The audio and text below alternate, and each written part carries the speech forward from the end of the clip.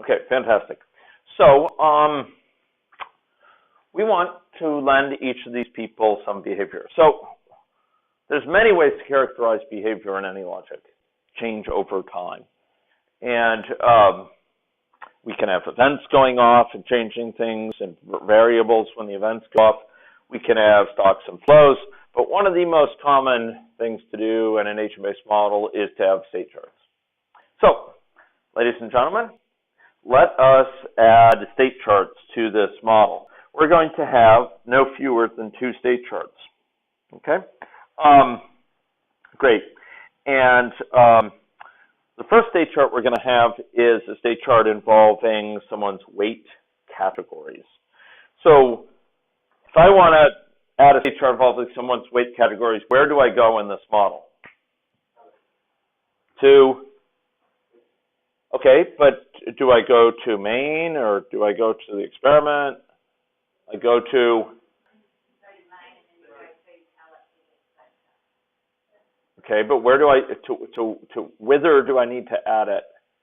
To we're talking about a state chart involving the weight of a person. So where do I need to add it?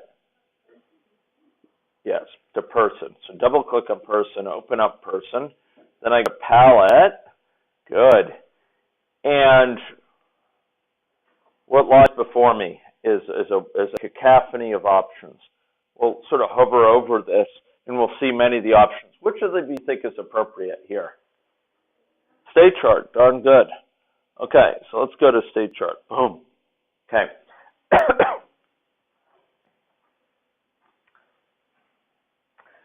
I'm exhibiting upper respiratory distress. Okay. So to add a state chart, we're first going to add in an entry point for that state chart. Okay. Do what I said, not what I do. Okay.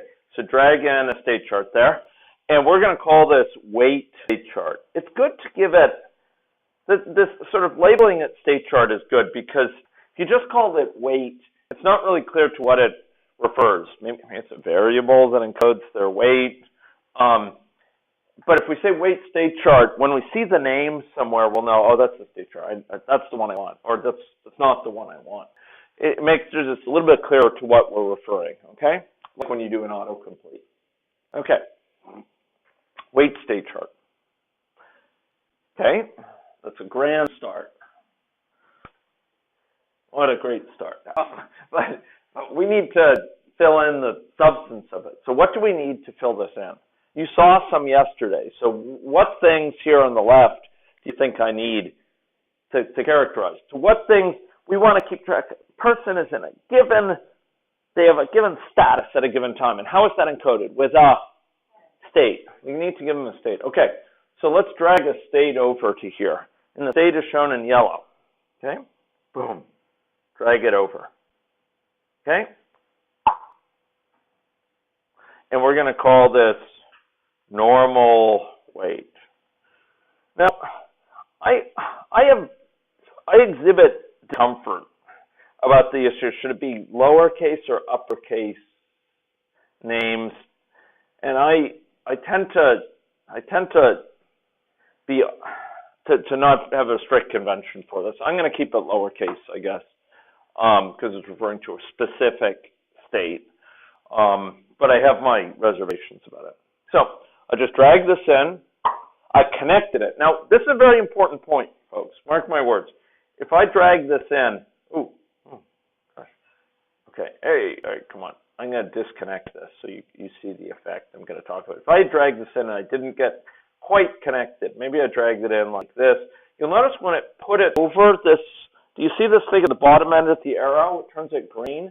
That means it's connected. If I drop it now, by letting go of the mouse button, it'll actually be connected. On the other hand, if it's white, it means it's not connected. They may look very proximate to each other, but they're actually, it doesn't know that those two are connected. You notice that this causes errors because it's saying, why do you have this disconnected, a hanging state chart entry? It's not going anywhere.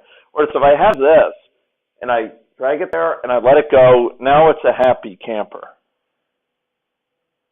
I don't know if you folks in Australia have happy campers. You do?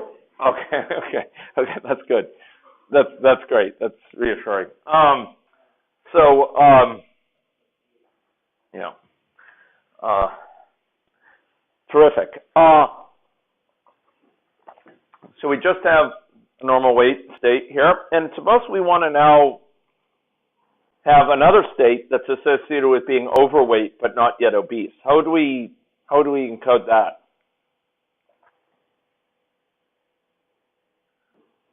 Which one of these would I use? State. Yeah, state here. Good, good. And this is going to be overweight. Okay. Now this is a matter of some judgment. I'm tempted to say overweight and just leave it like that, but really what this is overweight and not obese. So sometimes the term is used in a kind of loose way to mean anyone who's, over a certain BMI, 25, I think it is, right? 25, as a catch-all category. But really what I'm meaning here is overweight but not yet obese, so it's 25 to 30. So you can use your judgment, overweight but not yet obese, with a capital B, capital Y, or, a capital B but not, capital N, capital obese, or you could just call it overweight. I'll leave that up to you. But now I want an obese state. So how would I add that? If you're going to be picky about terms, you should probably call it normal underweight. Okay, good. I like it. Unless you think that a hospitalized anorexic is fine. I recognize the cachexic individuals, individuals who are anorexic. So maybe we should have called it normal and underweight. Okay, I kind of like that. And underweight, we go back to the properties, and I again will tend to capitalize for new words. So I have and capitalized and you capitalized. I didn't capitalize W because it's not a whole new word. So I just put it there. But you can use your judgment. Maybe you spell it with separate words. Underweight, not one word. But in any case. Good. And this is kind of the life skills I'm trying to teach. If you click on it, and then it'll be shown in properties, and then you type it in the name area of properties. Okay? Good. Okay. Great. So, and I'd like to kind of drag these to be similar. We probably should label the other one then overweight, not obese or something. Just overweight. Okay, and then obese. Great. I love it. Okay, and then call this obese. And if you forget to type in at the beginning, you could go back and change it. Okay. Now, what do we need though? Still, you'll notice it's complaining about errors. It's saying 2 errors. What is it unhappy about? They're not linked. I mean, it's kind of they're these floating, disconnected states. There's no theory linking them or anything like that. So we're going to link them up with what thing over here on the left, do you think? With transition. Yeah. We're going to lend them a transition so people can move between them. A state chart encodes a person's current state, but also gives rules for sort of how they move between them. And as we'll see, there's several types of transitions. So we'll call this gaining, becoming overweight. We can call it. And you'll notice it doesn't show it by default. I'll click on the show name, and then we could sort of drag this around. It will give a nice label to it. Okay? And then we're going to do a similar thing for going from overweight to obese. Now, this is becoming obese. Now, for simplicity, I'm going to show this as a one-way process. It's not. And in fact, of course, in my model yesterday, I had people losing weight as well. By the way, if you want to move these labels around, you can click on the arrow, the transition, and then these things get underlined, and you can drag them and sort of move them around. Do you see that? Sorry, so let me do that again. So if I wanted to reposition this, I could just click on the arrow and drag this thing. And then if I want to show the name, I can do it with this. Does that make sense? People comfortable with that? Okay. Okay, so what we're describing here is an operationalized theory of weight change.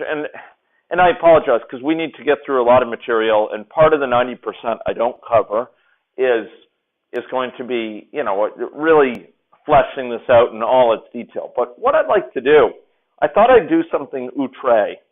I thought I'd do something that I don't think I had time to do in the pleasant confines of Adelaide. I'm going to have these transitions be associated with dynamics that are dictated by a person's age. Okay, now I'm going to propose something. I'm going to see your reactions to it. Jeff, bar the door. So I'm going to say, I'm going to drag in a person's age as a parameter. What would you say to me? Well, first of all, let me preface this because I'm interested in eliciting a certain response. Go over to project and let's go up to the model as a whole. And this is actually a very important point. Oh gosh, you could spare yourself a lot of grief in this version of AnyLogic.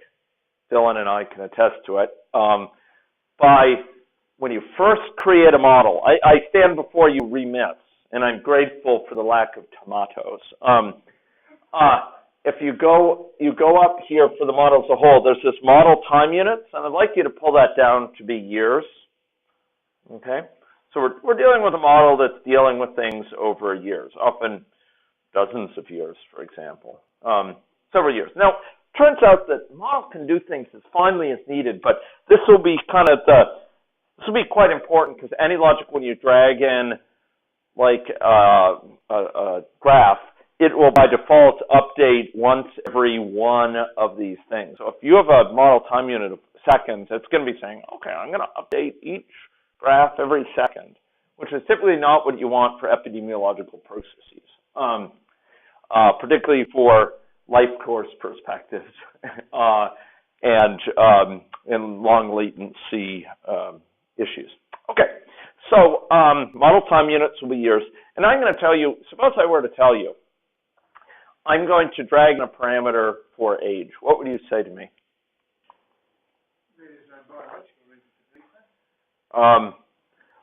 Okay.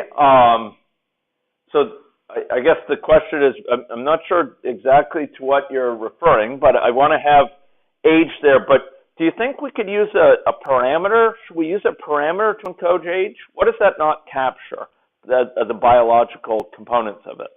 If we have a model where we're looking at several decades, and we just say, person's age is a parameter, what's missing? They're aging. So parameters, maybe it specifies their initial age, but we need them to age in the course of a model, particularly when you're dealing with a lifestyle or longer term conditions such as diabetes, where you may have many years between development of obesity, for example, and diabetes, where you're dealing with things in the 40s or 70s or what have you. You need people's ages to change over time. Okay, so this is an important consideration. So this is the outre thing I'm going to propose. Within an aggregate model, a system dynamics model, if we want to capture age, the typical way to do it is we divide it up into age categories. We have to describe characteristics in those models into discrete chunks. Age categories. We can't say, well, this model is divided up into people of arbitrary ages, each of whom we're going to capture. We're going to capture the number of any age. For that, it requires actually what's called partial differential equation, which is it's outside the scope of system dynamics for sure, and a lot more complicated. So, but here in agent-based modeling, we have the luxury of keeping track of some things like sex, which are discrete, and some things like income, which are continuous. Do we not?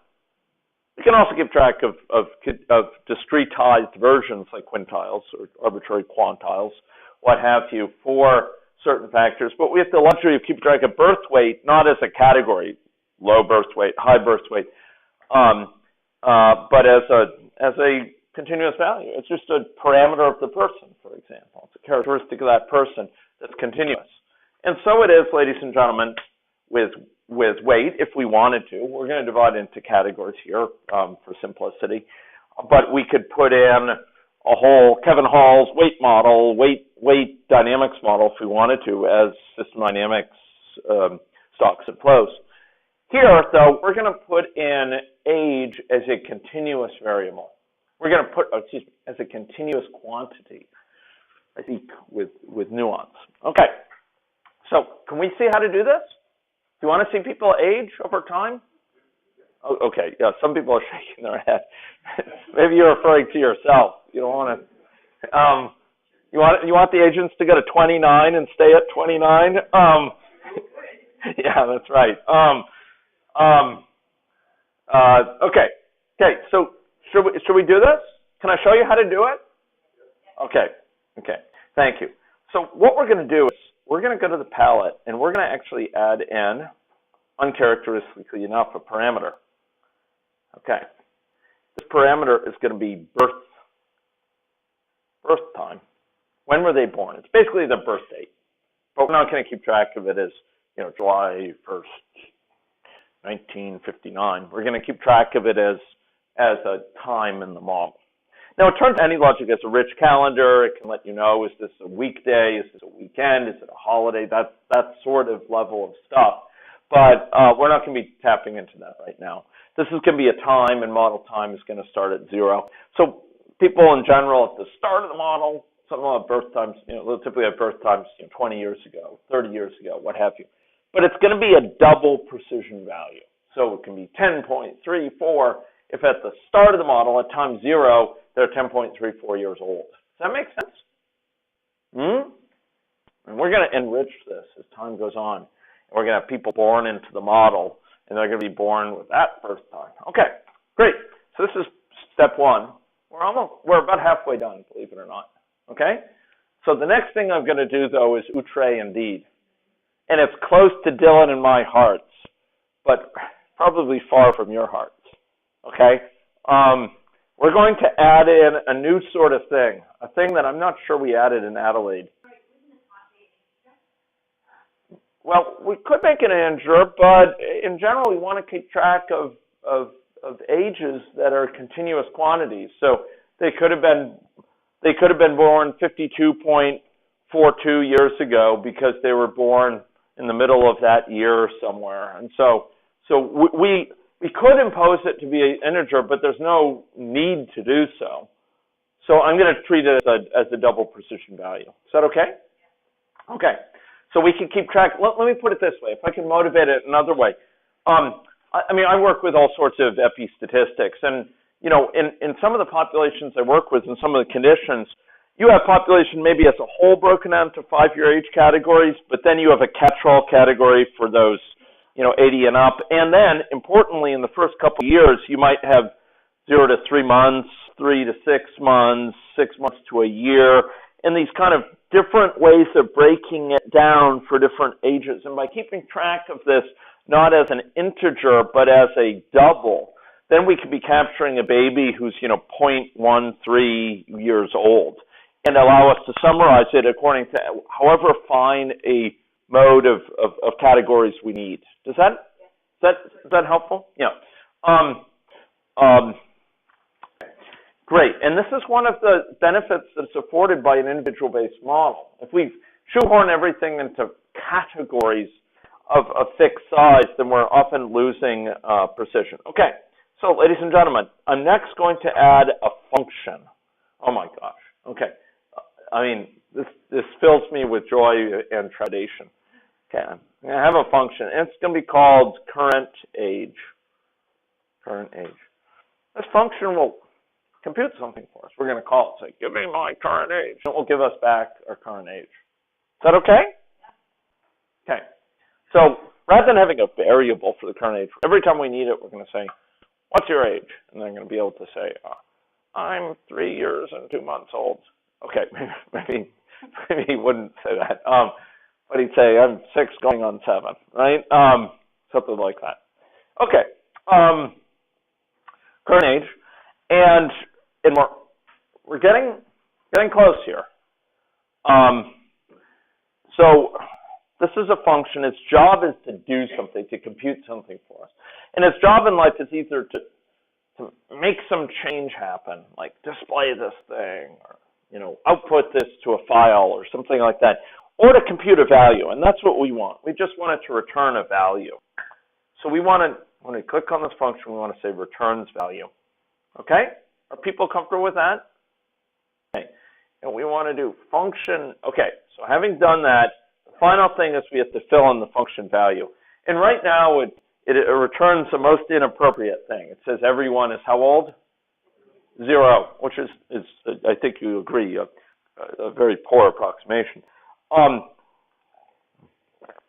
So we want to return something else here. If we have a current time, suppose it's time 5, time 5.5, and my birth time was minus 2.5 years. Or to make it simple, the current time is 5.5. My birth time was minus 1. It was minus 1. How old am I now? If it's currently time 5.5, model started at time 0. It's now time 5.5, and I was born. I was born minus 1, time minus 1. How old am I now? 6.5. Yeah, 6.5. 6.5 it is. So here, let's draw this out. Okay.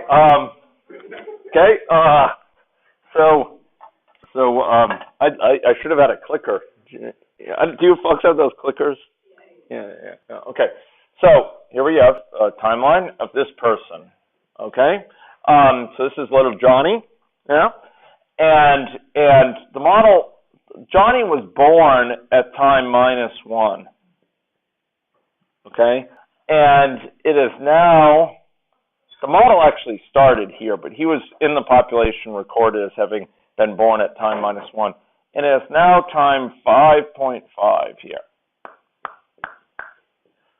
So there's been 5.5 years elapsed since when the model started, 5.5 years. How long is it for this sphere here? Well, it's this plus this little region here, which is 1 year. So it's 5.5 plus 1, or 6.5. This is, I should really make this a clearer thing. This is, Dylan is, in addition to the many virtues which recommend him on the modeling and computer science side, he's also a remarkable artist. For a number of years in my lab, I went into the lab and I saw the most absolutely remarkable drawings. It just strike, artistic level quality. And I knew there was an artist in the lab, a chap by the name of Amin, who did some very nice illustrations for our work, quite evocative at times. And so I always attributed them to Amin. And then I noticed these drawings kept on coming there when Amin wasn't really much in the lab anymore. What's going on? And then I found it was Dylan. Dylan is a secret artist. Sounds like the title of a book. So 6.5 years. I should have had Dylan draw it. Please excuse my poor artistic merit. Are people comfortable with 6.5? Okay. So give me a general rule. Suppose that the current time is called time. We're calling compute for me the time. We do that by calling time. This is what it's called, a call to a function. We say, compute for me the time. Do you remember when you were in, I don't know, middle school, whatever? You would call, sine of x, right? You'd write it like this, the sine of a value. This is a function, right? And it takes something from there to there. Well, there's some functions which, like time, which don't take any so-called parameters, don't take any arguments, they don't need any information to do their job. Sine needs some angle measured in radians or degrees or whatever. But time doesn't need anything. But to indicate you're calling it, you have to put these begin paren and paren. We saw this earlier, remember, with uniform? Yeah, we did uniform or log normal. We did uniform 0, 500. Remember that? We were calling a function. We did log normal. Remember this one? Log normal. And we did log normal of 10, 2, 0 for the women's income. Remember that? These are calls to functions. They're functions. They do a job. They do something for us. They perform some function. They perform some job. In order to do their job, we have to provide them with information often, like the log mean, the log standard deviation, the mu, the sigma, and a minimum value. Here, sine, we'd have to provide some angle, value of an angle. Uniform, we have to provide two values here. There's actually different variants of this. Time, we don't have to provide anything. So I'd say time. That gives back the current time in the model. That's a useful thing to have. And then I need to subtract from it the birth time. If the birth time is -1 and we subtract -1, what are we doing in net? We are adding 1, right? Yeah, we're adding 1. So if someone was born if they were born at time 2 and it's now time 5.5, how old would they be? If it's now time 3.5 and they were born at time 2, they would be 3.5. 3.5. Yeah, so it is. So if they were born at time 5.5, how old would they be now? 0. They'd be neonate. Yeah. Man, I tell you, at the end of each day, I could use a neonate. Okay. Sorry, this is what happens when you jet lag. Okay. Current age is given by this formula. In general, if you have a certain birth time, if the current time, you subtract the birth time from the current time, it gives you your age. Are people comfortable with that? Okay. Ladies and gentlemen, shall we compute? Okay. Let's make this. Yes.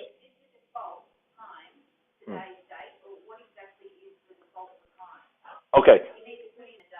So good. I'll show you where this is specified. Okay. Yeah. Great thing, and we'll see where that gets done.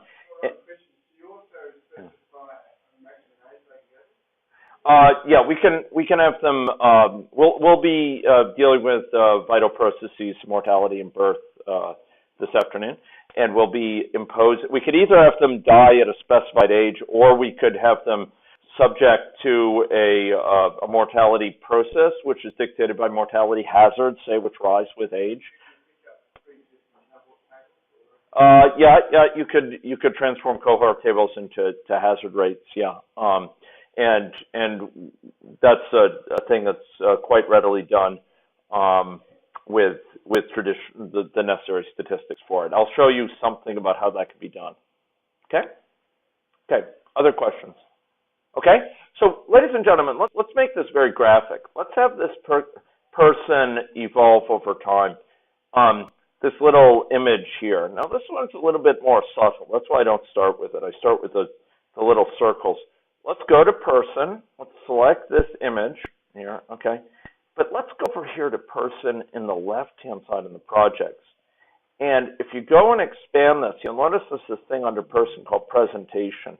And under that is a thing called person. And under that is a thing called shape body, which has uncertain reference. But if you click on that, you can go to the properties for it. So where did I do this? I'm over here in projects, not in palette, but in projects.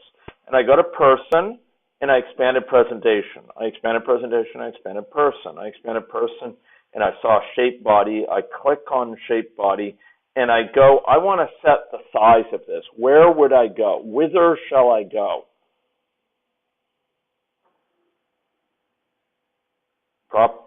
These position and size. Okay, great. So, ladies and gentlemen, I'm going to set. This is going to cause the most interesting effect. But I'm going to set the scale X and scale Y to be their age Okay, I'll make it 1 plus age divided by 10.0. Oh, sorry, current age. Thank you, John. Whew.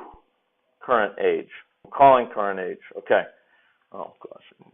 So that's the scale X, and I'll set the scale Y to be similar. Okay.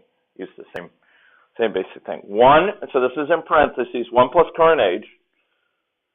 So I always have a scale of at least 1, and then I get to do it times 10.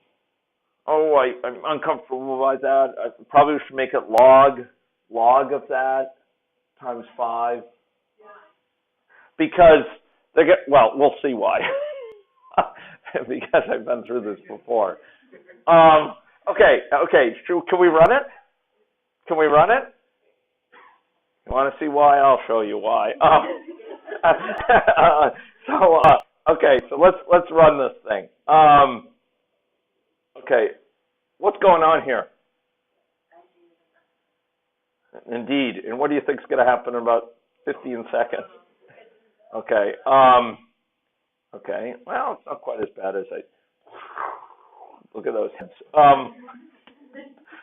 Okay. Yeah. So they're getting awfully big. And it's only year 500, so that's not too bad. Okay, fine. So point well taken. Yeah, we don't really need the log for this time scale. Good enough. Okay, so I want to draw attention to that though. What we saw there was quite interesting, if not pleasant. So this scale X and scale Y, what we saw there is that that's actually dynamically computed. Okay, well, fancy jargon. What I mean by that is it's actually, when we specify a formula here, it's not just computed once. On an ongoing basis, it was growing them because what was going on? Because they were aging. And it was keeping track of, as their current age evolved, they were growing and growing and growing, reflecting that age. So you can put values here that are changing over time, and AnyLogic will be updating what's going on. And that's very powerful. This is what we call declarative specification of their visual properties. We don't have to tell it, periodically go update this. Instead, it's updating this automatically as their state is changing. Very, very useful property of AnyLogic's way of describing things. So we have their state changing over time. That's good. But we haven't yet shown their diabetes or their weight status, okay? Part of the reason we just added age is because we want to have the transitions between these states be dictated by their age. But first steps first. Okay, ladies and gentlemen, we've added age. So I'm going to nuggetize that.